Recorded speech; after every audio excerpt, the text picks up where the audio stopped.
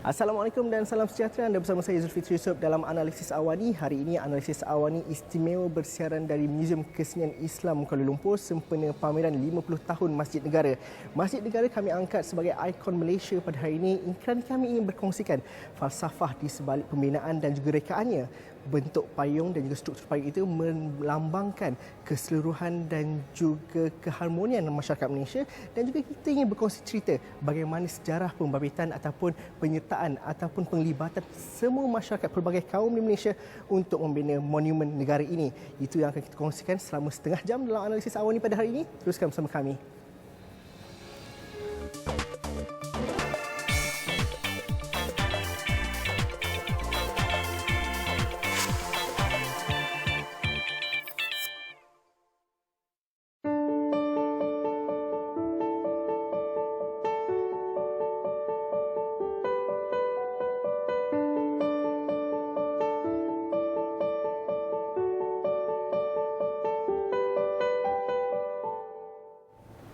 Dan hari ini saya cukup bertuah kerana saya bersama dengan arkitek dan juga pereka bentuk bagi Masjid Negara, salah satu monumen negara yang dikatakan ataupun boleh dikatakan sebagai satu yang melambangkan semangat dan juga ciri Malaysia itu secara keseluruhannya. Saya cukup bersahati kerana saya bersama dengan Datuk Baharudin Abu Kasim. Terima kasih Datuk kerana sudi bersama kami dalam Analisis Awani pada hari ini. Kalau dilihat kepada reka bentuk Masjid Negara itu, mungkin Datuk boleh imbau semula kepada pengalaman ataupun kisah 50 tahun dahulu. Bagaimana datangnya idea untuk menghasilkan sebuah seni bentuk, seni-seni reka yang benar-benar melambangkan Malaysia itu pada ketika itu. Kita baru merdeka pada ketika itu, dan mungkin ada cerita menarik yang Datuk boleh kongsikan bersama kami. Ya, insya-Allah. Saya cuba ya.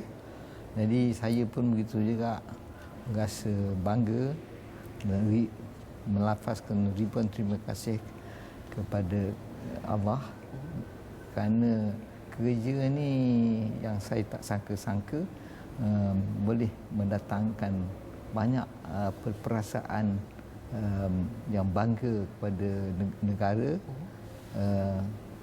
atas kerja-kerja ini. Tapi saya tidak berfikir begitu pada masa saya mula-mula Tun Razak sebagai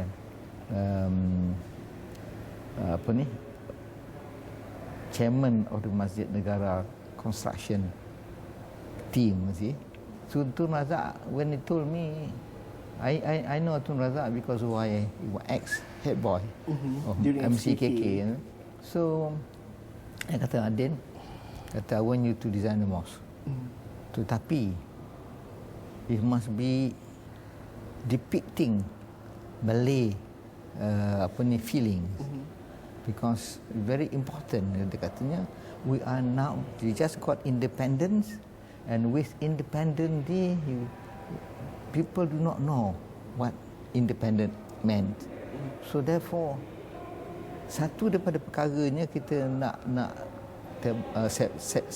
sebarkan ialah orang-orang kita sekarang sudah pergi training ke England, ke mana-mana, dia dah balik. Satu daripada budak-budak penuntut-penuntut yang balik ni ialah Encik Baharudin. Encik Baharudin di-educatekan di Malay College Kuala Kangsar. Saya ingat dia boleh terangkan. Jadi saya terangkanlah. Bila dia kata, I want you to design a mosque, dia tak cakap masjid apa. Tetapi this mosque must depict real Malayan punya feeling. So we must try. So dia kata, okay, I've appointed 3 people to do this job. One is a European, he is the leader of the group. The other one, Encik Isham Al-Bakri and yourself. Jadi Ashley ni, being a European, dia tak tahu semua pasal masjid. Tetapi we travel after that.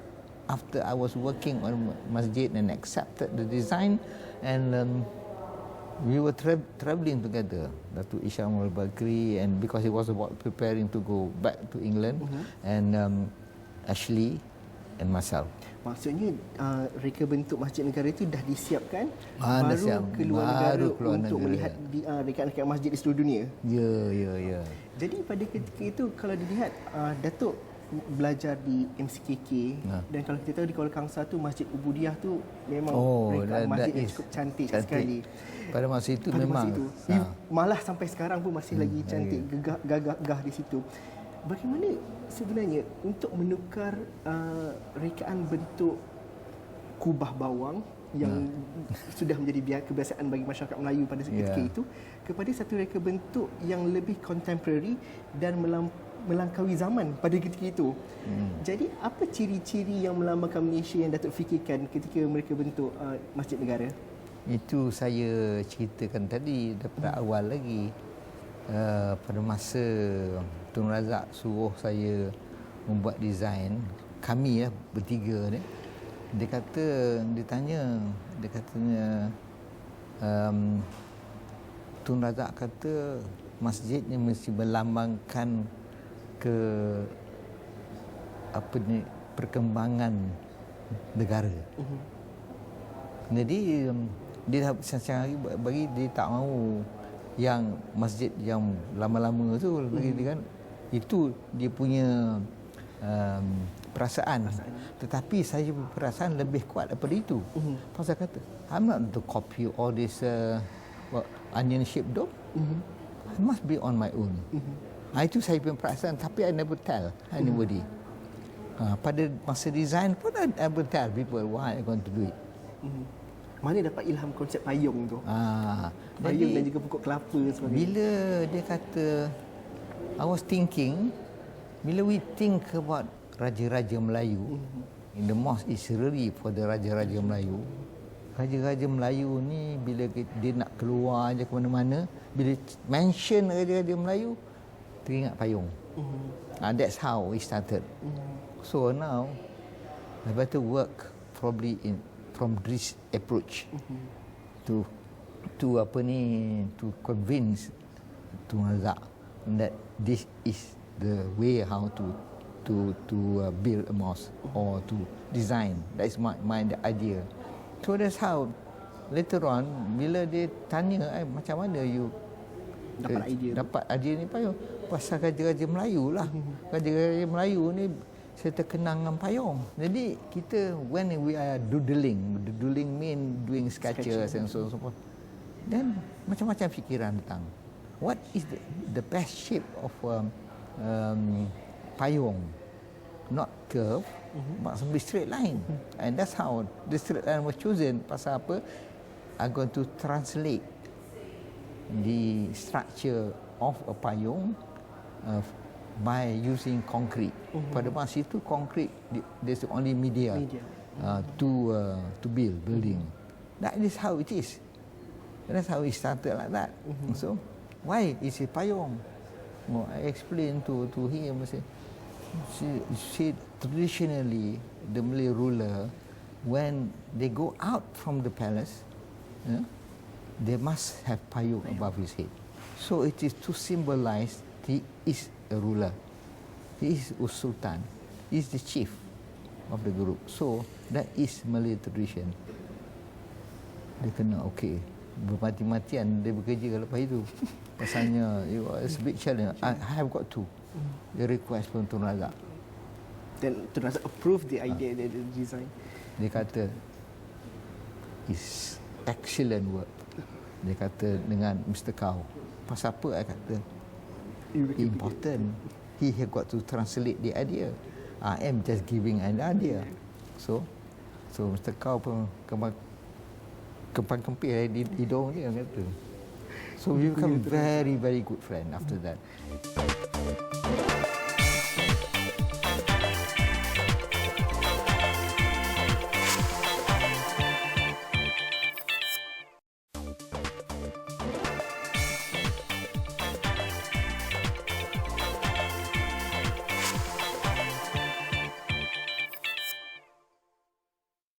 Bagaimana kita nak faham juga sebenarnya Masjid Negara ni negara baru merdeka pada masa itu.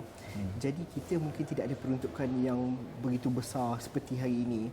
ada peruntukan sikit, tapi Masjid Negara juga menerima hasil sumbangan daripada masyarakat pelbagai kaum, bukan sahaja komuniti Islam sahaja. Jadi kalau Datuk boleh cerita sikit macam mana pada ketika itu? Oh, bila ini Tun Razak punya cerita ni, dia katanya this is for Malaya. And Malaya consists of so many people, Chinese, Malay and Indian. So of course your resources of fund, dia kata, if you want to collect money, kata must be from these people. Jadi I pergi outside try to collect fund for Masjid Negara. Sketches tak ada lagi. Tapi bagi tahu ada idea Masjid Negara. Ada idea Masjid Negara. So somehow rather the first attempt tu people cool lah, very cool, diam, tak cakap apa-apa. Jadi dia kata I'm here coming to collect some fund. Well, we see what it looks like. The challenge what I balik. So I kata, Mr. Cow, I have an idea how to make an umbrella made of concrete. For the crowd of minimum katanya 8,000 people inside. Minimum. Dia kata, okay lah, we start at 5,000. And outside can support in the veranda. So that's what the veranda besar-besar. Macam surau dulu kan. Surau kan masjid kecil je. The veranda atau kan 3 tempat. Ini I buat 4 tempat. Both on the top, at the bottom, on the left, on the right. See, all surau buat begitu. Okey Datuk, mungkin selepas siap dan juga dibuka pada 1965 dahulu, apakah perkara yang tidak boleh Datuk lupakan, pengalaman yang tidak dapat dilupakan apabila siapnya Masjid Negara ini? Pertamanya, macam mana the reception, sambutan orang-orang kita. Susah cerita lah pasal Tun Razak and everything. They were very pleased. Sambutan orang, dia memang inquisitive. Pasal bila under construction, we have got to cordon all the place. Nobody comes in to the site. Bila siap buka aja payung tu, it works. Cepat-cepat siapkan dia punya dinding. Sebenarnya dinding is very simple. And the dinding is square. Yang round tadi supported by the column. So it is, as I said earlier, a cantilevering system. So in concrete. So which the engineer satisfy everybody that they can work. So that was the idea that been translated, and I'm happy. Tetapi at the opening, bila tak sempat-sempat pintu dibuka. Hari Jumaat pada ketika Hari Jumaat tu 27 hari bulan Ogos. Buka je pintu, orang serbu. Polis pun tak boleh. Amis pun orang di situ tak boleh tahan. Dia pergi, tapi maklum bangunan belum siap. Tak ada masa lagi kita nak check betul-betul. The whole of the door jatuh pada ketika itu. Nasib baik tak ada satu orang pun cedera. Jadi that was, from my point of view, is to me I was really shocked how it happened. Selepas 50 tahun sejak pembukaannya, dan Datuk masih lagi dapat menyaksikan bagaimana respon dan juga penerimaan masyarakat. Apa yang Datuk harapkan dengan bangunan ikonik ni di masa akan datang? Bagaimana generasi baru dapat memahami falsafah ataupun semangat di sebalik pembinaan Masjid Negara ini? It is not only my contribution, your contribution. Because now you have to tell them as we telling the stories together. So I wish Mr. Cow is here. He died. I think he was older than myself. I was about 35 when I started the designing the mosque. He was, I think, at least 50. So So I mean, he worked very, very hard how to translate the concrete into a very thin dome. You know, the dome is dia punya beam that you nampak tu is the bottom of the. Another beam is at the bottom, the top of the apa ni, kajang tadi kan. Kajang to cantilevered. The cantilevered mean allow us to design a building without any support at the center. Pasal they meet. Terima kasih Datuk kerana sudi bersama kami. Terima kasih untuk cerita-cerita dan sebagainya. Terima kasih banyak. Alhamdulillah. Sama-sama lah kita. Terima kasih. Okey. Syukur kepada Allah. Thank you.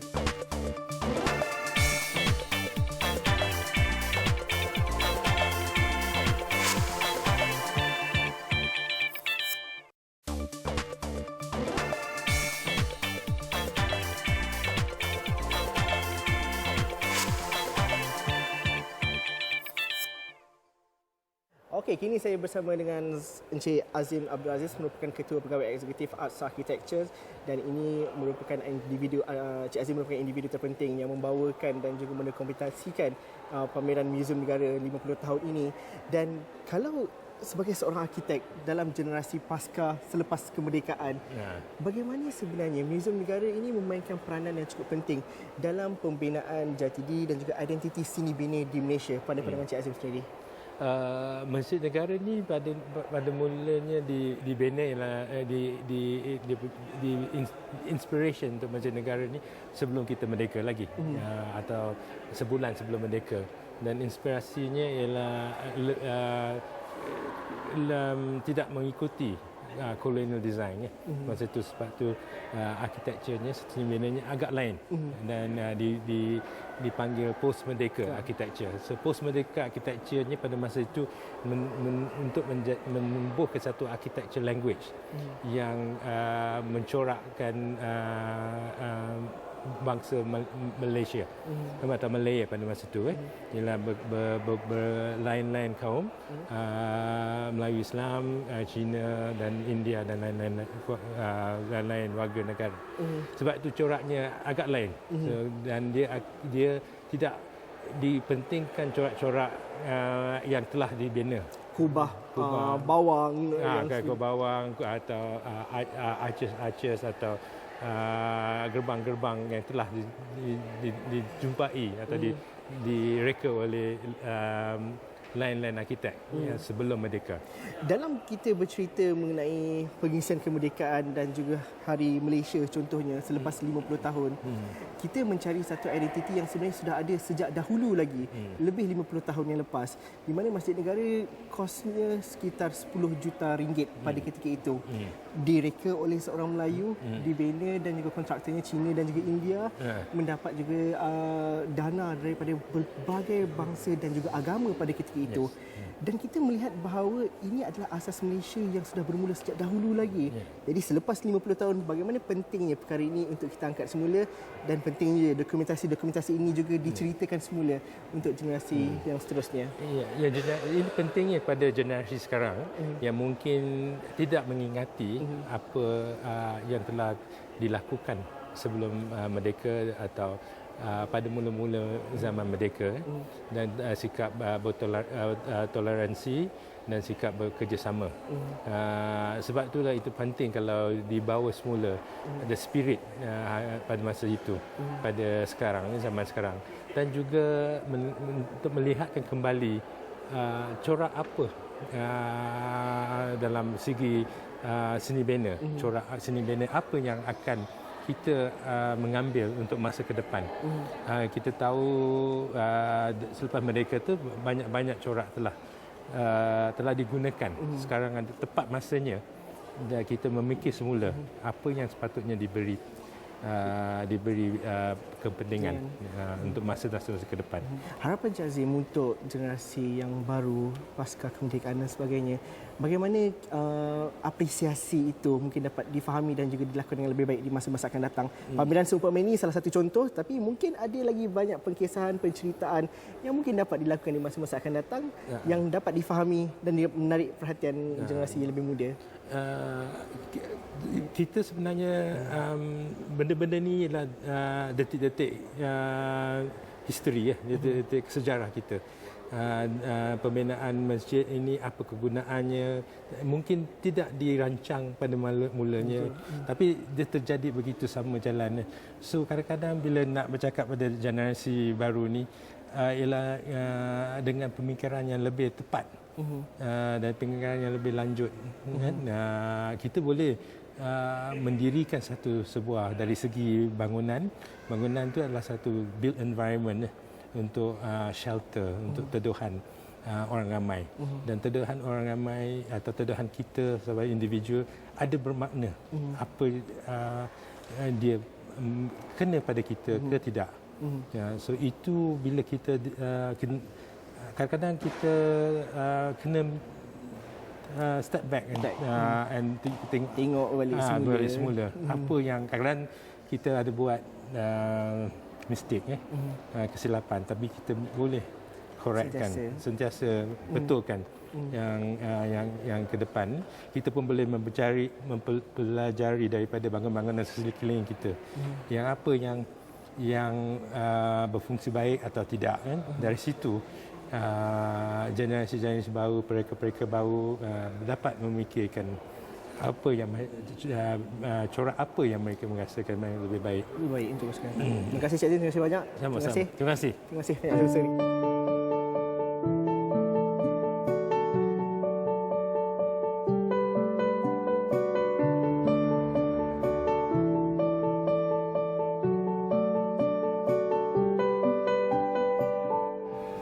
Sesungguhnya seni reka bentuk Masjid Negara masih lagi relevan pada hari ini walaupun visi dan falsafahnya dihasilkan dan juga diilhamkan 50 tahun lepas, ternyata ianya melangkaui zaman. Inilah monumen ataupun ikon kepada masyarakat Malaysia itu sendiri, rumah ibadat untuk orang Islam, tetapi dibina dan juga diusahakan bersama masyarakat pelbagai kaum dan pelbagai bangsa dari latar belakang yang berbeza.